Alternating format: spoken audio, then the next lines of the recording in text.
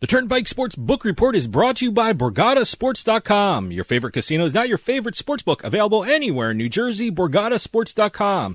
Sign up at BorgataSports.com using our promo code PIKE, that's P-I-K-E. Make your first wager of $20 or more and you'll get $100 in free bets. That's $100 in free bets when your first wager on Borgata Sports is $20 or more. Get into the action with BorgataSports.com. Must be 21 years or older and in New Jersey to place a bet. Terms and conditions apply. Gambling problem? Call 1-800-GAMBLER.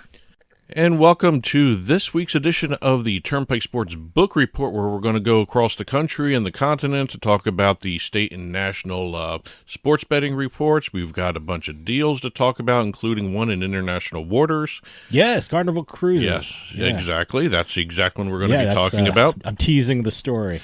We got a bunch of industry updates in terms of launches, including a couple in Michigan as well as one in Arizona. And when we get to the legislation part of the show, we're going to be talking about what happened in North Carolina a little bit. Also, what Virginia's legislature just passed, and also some updates on Ohio and Kansas. As always, please keep the press releases coming in, info@turnpikesportsradio.com. You'll also see a full print version of what we don't cover today on the Turnpike Sports Radio blog. Just head on over to turnpikesports.us and click on the blog button, and you'll see a full print version there. Also, there are other stories running by you on the ticker down below us if you're following us on TV right now. Yes, if I point this way. Yes, you'll there see you go. See, oh, there. Oh, look at that. Is it going the right way? I can't tell. I don't know. You know what? We'll fix it. All right. Anyway, let's get started right away and get into some of the numbers. We're going to start off this week's show where we usually end up every time we do a number segment. That's talking about New York. Yeah. Last week we did not have a chance to talk about the week ending June 12th for New York. So this week we're going to talk both weeks ending June 12th and ending June 19th. Okay. A couple of things happened during the week ending the 12th. We had FanDuel clearing the $3 billion handle mark. I know we talked about that, but at the time we didn't know for sure. We knew they were going to do it. So they are the kings of New York, right? Right now, yes. FanDuel. Also right? in terms of total revenue, too, because they also passed the $250 million mark in total revenue. And they have the biggest market share, right? Yes, they're over 40% all the time in New York State, which is an amazing number. Yeah, no, absolutely. We also have BetMGM during the week of ending the 12th. They set weekly bests for revenue. $2.82 million, and hold 12%. Wow. So they had a good week. Yeah, they had a good week. Bettors at BetMGM did not have a good week. Yeah, apparently. And Caesars also in New York passed the $1.7 billion mark in total handle. Since the launch of the industry. I can certainly believe that because, they were... From my perspective, it seemed like they were advertising the most out of the New York market. They went out of their way at the beginning of the New York market to do the ad blitz. They did the most advertising. Yeah. And it showed at the beginning of the industry, the mobile betting industry there. They had the lead. Yeah. And then they slowly started dropping out because they started pulling back the ad spend. Well, and that that's costs fine. money. No, that was a smart move to do. They did the blitz, then they pulled it back. Sure. And they're settling into the 3 or 4 spot in New York every week, just about. But talking about Caesars, the week ending June 19th, they did not have a good week. They actually ended up losing almost $1 million in revenue. Okay. They did not have a good week. As a matter of fact, most of the books did not have a good week because they only registered a 5% hold the following week. They went from 12 down to 5%. Well, you're going to have that during the summer. You're going to have these lulls. I'm sorry, they went about 10% down to 5%. Yeah, well, you're going to have these lulls. I mean, hockey and baseball right now. Well, and we're recording this before the Stanley Cup ends, so it might have ended already. So who knows? Well, we'll see about that. But it's one of those. So far, it's great hockey. Just to throw that out there, it's really great hockey. It is one of the best playoff series I've seen, and Stanley Cup series too, as a matter of fact. But again, going back to New York State's numbers, we have since it's the beginning of this year, 2022. Mobile started January 8th. Yep. Okay. I guess you can say since launch because it's the same number. Yeah. It's $8.2 billion in handle so far in this year alone. So January 8th to now, it's $8.2 billion. You're looking at Resorts World Bet.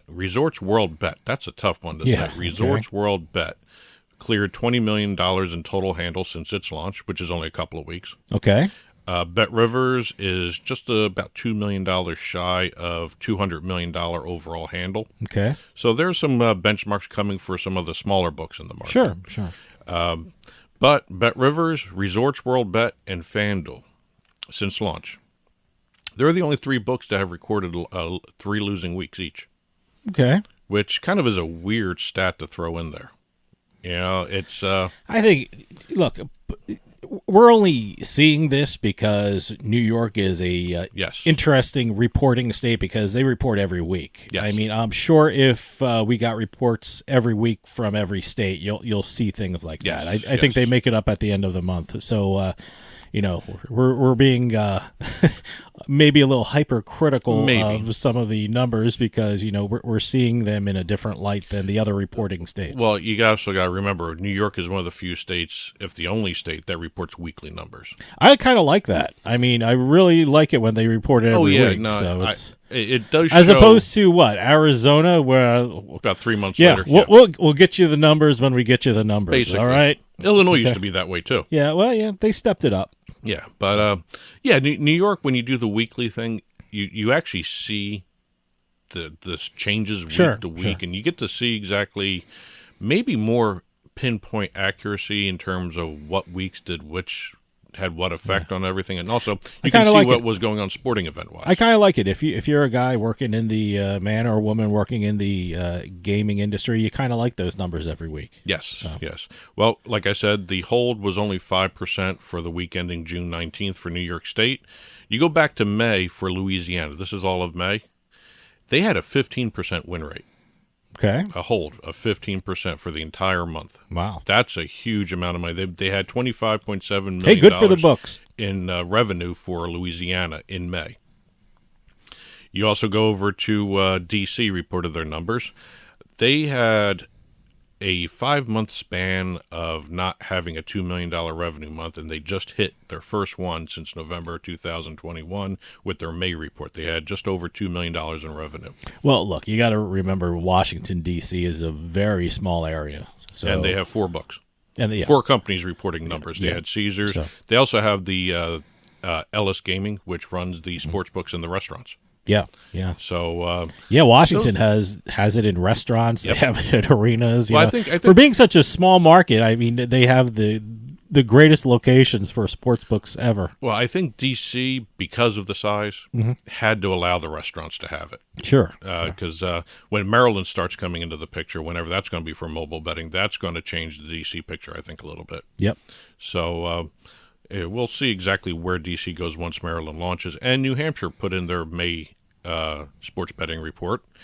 They reported their 8th straight month of a handle of at least $70 million. Okay.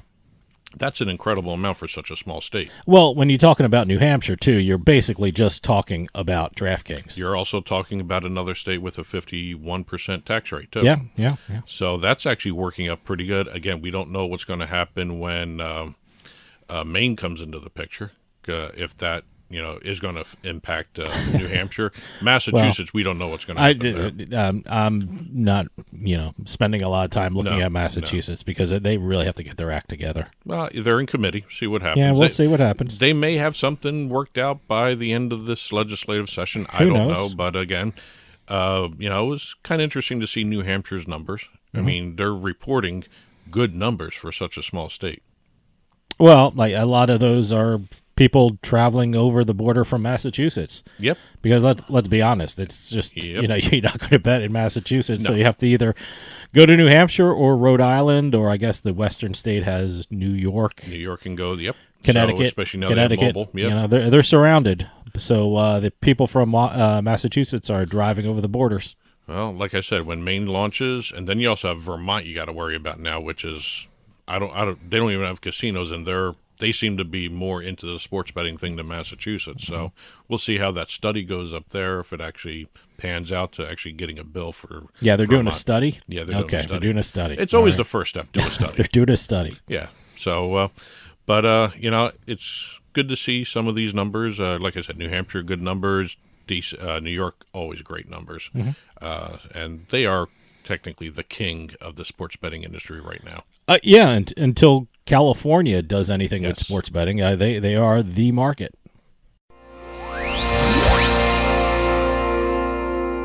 Got a few deals to talk about that happened over the past week since the last episode.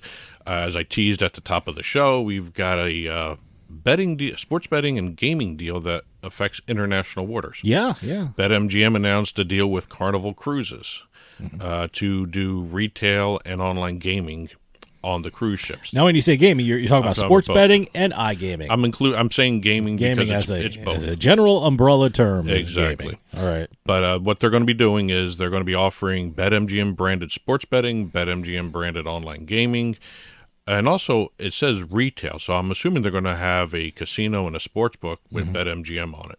So what's the rule? It has to be in international waters. What is that? Well, 3 miles out. You're okay? Let me set it up this way. All the ships are ported in the United States. Okay. There's 50 ships ported in the United States, which means they can dock in certain states where their docks are. Well, one of the issues is a lot of these cruises go out of Florida, and I know Florida doesn't have sports betting. So if they're docked, you really can't bet on the ship, right? You have to get 3 miles out or something like that. Well, this is how you have to look at it. If they're docked in a state that has online sports betting, you can bet. If it's not, you got to wait till they're international waters. That's a couple miles out. Okay. Whether it's 3 miles or 5 miles. I don't know. Someone told me it was. I don't do admiralty law. I remember it used to be 7 miles. Oh, so okay. Yeah. I see. I thought it was 3. Maybe you're right. 7. So. But they're going to be doing some online betting, and I'm wondering if this is going to cause Carnival Cruises to either lower the price of their internet fees on the cruise ships, or they're going to start really jacking them up so people can play on their phones. Because when you're out in international waters, you have to buy the internet from the cruise ship. Okay. Whether or not you get that with your ticket or whatever your cruise package is, you have to actually worry about now having an internet connection if you want to do online gaming from your cabin. Or actually if you're just sitting on the deck somewhere instead of being in the casinos. Okay. So it's something to look out for. Again, it's another revenue stream for everybody involved in that deal. And it's going to be on the Carnival Cruise line, Holland America line, and the Princess Cruise line. By the way, I'm looking at something interesting about international waters. First, it was considered 3 nautical miles because that was the distance of a cannon shot fired from the shore. Okay. So you know how far back you're going. But apparently in 1982, United Nations Law of the Sea Convention allowed breadth of a territorial sea claim was extended to 12 nautical miles. Well, what's a nautical mile? 22 kilometers. What's a nautical mile versus a land mile? I have no idea. That's just what they're calling. I'm lucky I found it on Google. I like the cannon shot, though. Yeah, no, interesting. So that's why the 3 miles stuck in my head. So we now have BetMGM on the high seas. Yep. Bet365 announced a deal to become an official betting operator of the PGA Tour. Wow, good. 3-year deal. Bet365 will be the exclusive source for odds on the leaderboard and player pages on the PGAtour.com, as well as on the PGA's Tourcast, which is an online application. So when I go to the PGA website and I see the odds, it's Bet365 I'm looking at. During the tournament. It's only on the leaderboards. Oh, okay. Only on the leaderboard. Yes. Okay. So, but also Bet365 is the first official betting operator of the PGA Tour outside North America. Oh, okay. That's a unique distinction there. Yeah, I really thought they had somebody else outside the United States, but I guess this is really the first non-United States sports betting operator. Sure. It's going to be also, you're going to see Bet365 having their brand on the media properties from the PGA Tour, including the shows and events that they have on Discovery. Okay. And that's going to be over in UK, Ireland, Australia, and Canada as well. So you're going to see Bet365 there. PointsBet Canada announced a deal with ClubLink, which is Canada's largest owner and operator of golf clubs. Oh, okay. Yep, they have over 1 million rounds of golf annually at its clubs in Ontario. So you're going to see PointsBet Canada pretty much everywhere with regards to the club. Yeah, I've never heard of that company. So, well, I check it out. So. Yeah, there's a lot of companies we're going to be learning about with Canada because I didn't know Club Link was an actual operator of golf courses up there. I thought it was some sort of app, to be honest with you. Club with that Link, name. yeah. But so PointsBet Canada, another big deal for them. The Ontario Lottery and Gaming Corporation, staying in Canada now for a little bit. They actually made a couple deals. All right. These were big ones for them. They did a deal both with the Major League Baseball, all right, and the National Basketball Association. Well, you said it's a big deal for them. It's a big deal for everyone. I mean, it's anyone who's doing a deal with Major League Baseball or basketball. Well, you got to remember, Major League Baseball is that's their first sports betting partnership in Ontario. The NBA already has a couple in there. Oh, okay. But this is the first time with the Ontario Lottery Gaming. That's the guys who operate ProLine Plus. Yeah. And the NBA deal was important because of this deal, there was the first time anybody in Ontario was able to bet on the NBA draft. Oh, yeah. So even with all that weird stuff happening. It was an interesting draft to start betting on. So, but it's kind of interesting to see how that market is developing. Let me tell you, I am so amazed at Canada, how it's expanding at the speed and it's expanding, and all these deals that we're talking about. We have a lot of guests coming on the shows from Canada, and it just sounds like an incredible market. Well, we're going to wind up this segment staying in Canada. All right. See? It's such an incredible market. Look at that. We have BetRegal.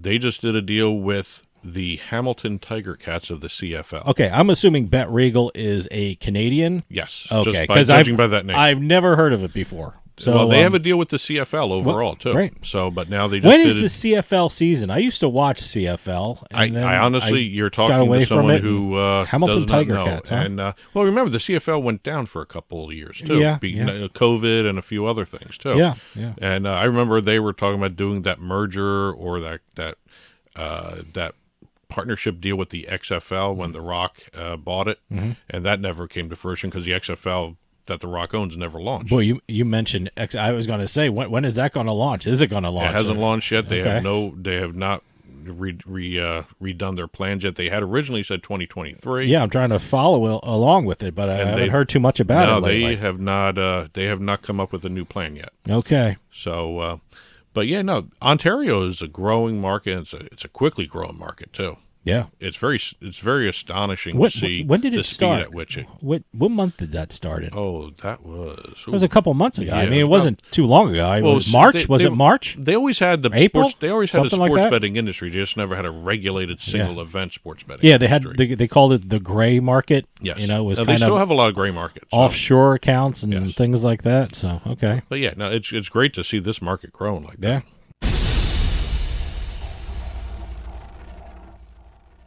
Got a few launches and openings to talk about here in this segment where we talk about the industry updates. Caesars Entertainment is going to lead the way here. They announced that, or they didn't announce, they actually officially opened the Caesars Sportsbook at Chase Field that is in partnership with the Arizona Diamondbacks. Chase Field is the Diamondbacks' home field. Now, this is supposed to be a really huge book. I mean, just size-wise, it's supposed to be big. According to the press release, 2 stories, 22,300 square feet. Okay. It's called an entertainment destination in the press release. Yeah, I guess so. They got a Guy Fieri restaurant in there. Okay. And it's located adjacent to Chase Field in downtown Phoenix. Now, it's on the building. Is it connected? When you say adjacent, is it connected? It's connected, but again, when they say adjacent, sometimes I'm not sure what adjacent means. I got to take a look closer at it, but I think you can't enter it from the field, but you can enter it from outside the field. All right, okay. But that's according to Caesars, it's the largest freestanding sportsbook in Arizona. All right. And it's the largest retail sports book to open in partnership with a major sports stadium nationwide. Now, I mean, whenever you say something is 2 levels, it's pretty big. Yes. So. Well, hey, the FanDuel Sportsbook up in what is it, Mohegan, is 2 stories. Yeah, well, I haven't seen it yet, so that's supposed to be huge. Yes, yes, that's one of the bigger ones. I know also Live Casino Pittsburgh. They have a 2-story FanDuel. Okay, all right. I haven't been there yet either. So. But it looks like 2 stories are the way to go now for sportsbooks. I guess so, yeah.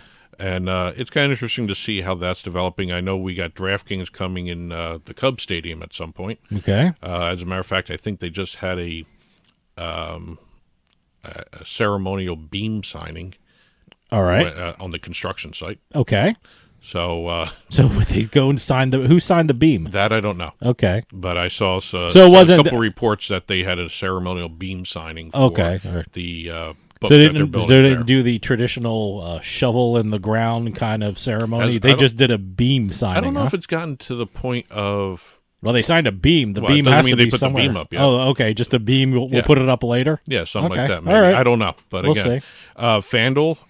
Actually, we got 2 stories coming out of Michigan here. We got FanDuel and DraftKings. All right. FanDuel Sportsbook at Motor City Casino Hotel. That's the formal name. Mm-hmm. In Detroit, Michigan, they launched a special world-class VIP room. All right. It's an addition to the 2-story retail book they already have. Is everything 2 stories That's now? what I'm saying. Everybody's got 2-story books. It's a separate set of space that can accommodate up to 25 individuals for private gatherings. And the room is furnished with 15 TVs, a bar, and a leather lounge seating area. So this is a brand new addition to the 2-story book they already have at the Motor City Casino. Sounds nice. Actually, it's supposed to be one of the nicer sports books in Michigan. Well, I'll check it out. Also in Michigan, DraftKings announced the opening of a temporary retail book at, I want to get this right, the Bay Mills Resort and Casino in Brimley, Michigan. I don't know where Brimley, Michigan is. It's in Michigan. I guess that's as far Michigan, as I know. Yeah. I've never heard of the town, by the way. So it's Brimley. I got to check it out. Well, hey, sports betting is educational as well as I got my computer in lucrative. front. I'll Brimley. Well, as you're looking it up, the permanent book that DraftKings will be opening is set to open sometime during the NFL season. So once this is open, I guess they don't count the temporary books, but once the DraftKings Sportsbook at Mills Resort and Casino opens, the number of retail books in Michigan is 18. Okay. And then they've got another 15 online sports books. Brimley looks to be very close to Lake Superior in the northern part of the state. So there you go. There's Brimley, Michigan. Also, moving on to another story from Caesars. Caesars, as you know, has been launching the Caesars Race Book. And they've already got it live in a couple states, Ohio, Florida, and Indiana. Yeah, I'm waiting for them to get to Jersey. Well, they are now in Oregon and Montana. All right. So they're slowly moving across the country. Okay. One last note for launches and industry updates. Fanatics got their first retail sportsbook license, and this was in the state of Maryland. Okay. No word on who their partner is yet in Maryland. Okay. But they have a retail book license, and as soon as that was announced, that's cool. There's going to be a retail book. Yes. Fanatics retail book. Great. Well, I think the name is Bet Fanatics. Bet Fanatics? That's their trademark that they filed. Okay. But as soon as that story came out, CNBC had the story about they're in talks to acquire Tipico Sportsbook. Yes, I saw that, yeah. Tipico is the biggest one in Germany. Okay. But they're just starting to get a foothold here. They've got New Jersey and Colorado. So their market access deals, maybe that works for them. I hear a lot about Tipico, so it's interesting. Tipico's a good book. It's a good, solid book. It just doesn't have the market share yet in the United States, and maybe this is a good acquisition by Fanatics. If it actually happens. They're in talks. They haven't really solidified anything yet. But we'll see what happens.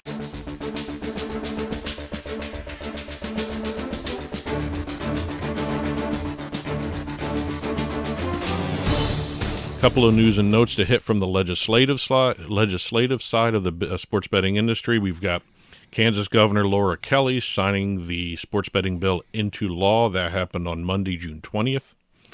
The bill becomes legal, makes sports betting legal as of July 1st. There's also a date of January 1st, 2023 to have everything up and running. Mm-hmm. So they gave themselves half a year. By the way, the interesting thing about this story, I'm looking at it now, Kansas is called the Sunflower State. Yes. Never knew that. Yes. So. So I get fields and fields of sunflower when you hit Kansas? I guess so. Okay. All right. The bill enables sports betting through the 4 casinos, the 4 commercial casinos there in Kansas. The one interesting part about the bill, it doesn't include the Native American tribes. Mm-hmm. They have to renegotiate their compacts with the state before they can launch it. All right. But they're included, but they just got to redo their compacts. Okay. So they got time to do it before the January 1st deadline that they set up for themselves. All right. Ohio began accepting applications for sports betting licenses. So they're all ready for January 1st, right? That's when everything is going to start. For Ohio? Ohio, yeah. They're in the process of. Okay. Right now, they've only announced 2. Well, actually, the first week they announced 2 sports betting operators applying for licenses, BetMGM and PointsBet. Mm-hmm. I'm still waiting to see what happened in the second week. They're going to be reporting every week who's applied for licenses. That should be a fun day, January 1st in Ohio, because that's when sports betting is supposed to be scheduled. It's a holiday. Everyone's home, and then they have some really great sports programming that day with football and, I'm sure other sports. But it'd be interesting to see if they do a shotgun launch. The number should be amazing. January 1st in Ohio. Hopefully they hit that mark. Yeah. So we'll see exactly Well, I think they're gearing up for it. I think they have enough lead time to prepare for it. So should be fun. Well, we'll see what happens. Again, we got both Kansas and Ohio targeting January 1st for launches. I wonder if Ohio State will be playing that day. I don't know, One never knows how their season's going to turn out or what bowl they're going to be playing in, but I wonder January 1st if they start betting in Ohio, if Ohio State will be playing that day. It should be interesting. Moving over to Virginia. Virginia changed the way sports books are going to be taxed. Okay. The legislature just passed a new budget. After the first year of operation, the promos and free bets can't be deducted from sports betting revenue for the operators. Okay. So they're going to increase the amount they're taxed on. Oh, okay. Because they're missing out on maybe half of what... You mean the state is missing? The state's missing out on half the tax revenue, if not more. Yeah. As a matter of fact, I saw a stat. Let me see if I have it in my notes here. 12 of the 12 sports betting operators in the state of Virginia, the Commonwealth of Virginia, excuse me, only 5 have paid taxes. Okay. And the rest have managed to avoiding doing so entirely. Creative accounting. Exactly. Well, no, it's the promos and the free bets. Well, the promos, yeah. I guess, now they won't be able to do it after the first year of operation. Well. And last but not least, North Carolina. I guess you can call this a near miss. I don't know what the hell's going on in North Carolina. When you thought it was going to happen, then it's not going to happen. Then they say it's a 50-50 shot now. It's not. Who knows? It's done. It's gone. Or they can't. They're not going to pass mobile sports betting. Okay. Unless something drastically changes before the 30th. Boy, I thought they were on their way. Boy, everyone did, but really then all of a sudden you got reports of people on the floor of the House quoting Bible passages. Okay, and when that happens, something bad is going to happen there. But again, they came close. They passed it on the first reading of both bills. They had 2 companion bills that would have allowed mobile sports betting. One went through okay. The second one, that one caused all the issues. That didn't pass. Without that passing, the other one's in jeopardy. Well, we'll see what happens with North Carolina. Again, by the time this airs, they may have done something different. They've got till June 30th to pass it. But that's it for this week's Turnpike Sports Book Report. Please keep the press releases coming in, info@turnpikesportsradio.com. If you've been following along on the TV, you will see that there are other stories that we didn't have a chance to hit on the ticker. And then if you go to turnpikesports.us, click on the blog button about a hour after this episode of the Book Report publishes, you will see the full print version, which has even more stories we didn't have a chance to cover in the time allotted here for the show. And that'll do it for us this week. We'll see you next time on the Turnpike.